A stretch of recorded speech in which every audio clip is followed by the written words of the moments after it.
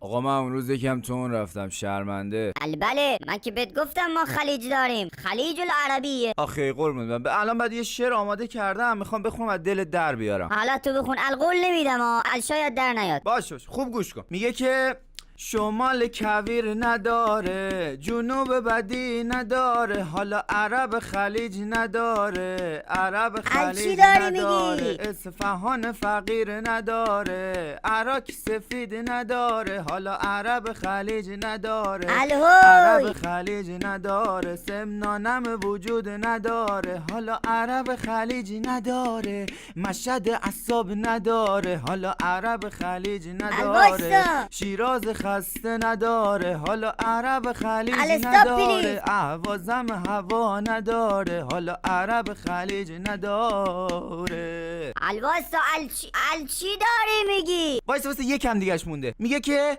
اردبیل گرما نداره، گیلان برنج نداره، حالا عرب خلیج نداره، عرب خلیج نداره، تهران آلودگی نداره، حالا عرب خلیج نداره، بوشهر سرما نداره، حالا عرب خلیج نداره، بندر که جنسی نداره، اصلا قزوین که ترس نداره، عرب خلیج نداره، عرب خلیج نداره، حالا مادر عمومی وای مادر عمومی